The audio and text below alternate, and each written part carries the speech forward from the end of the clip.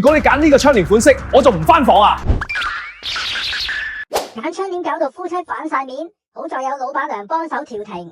咁我係窗簾城啦，已經即係喺窗簾業界裏邊已經做咗超過25年啦。咁喺過去裏邊服務過接近10萬嘅客戶啦，有啲好特別嘅個案啦，亦都可以同大家分享下嘅。其中有一個咧比較深刻啲嘅，就係一對夫婦入嚟嘅時候揀窗簾咧，係唔知點解好似充滿火藥味㗎啦，已經去到。原來一個裝修嘅過程咧，大家喺裏邊係好多爭拗嘅，因為佢要呢個 style，佢要呢個顏色。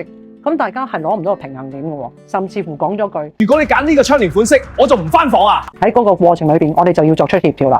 我哋一定要了解到兩邊客戶，男主人同女主人，佢哋嘅平衡點喺邊一度。佢哋咧由嗌交，先生係嬲到出咗去門口度，冷靜落嚟沉澱10分8分鐘之後，再翻入嚟，再坐喺度繼續揀落去嘅。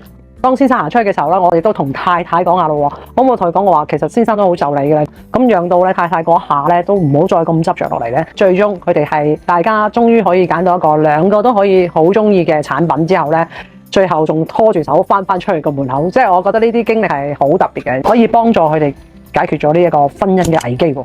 就係咁樣，呢對夫婦就幸福快樂咁生活落去。10年之後，佢哋搬屋都再次翻嚟窗簾城買窗簾添啊！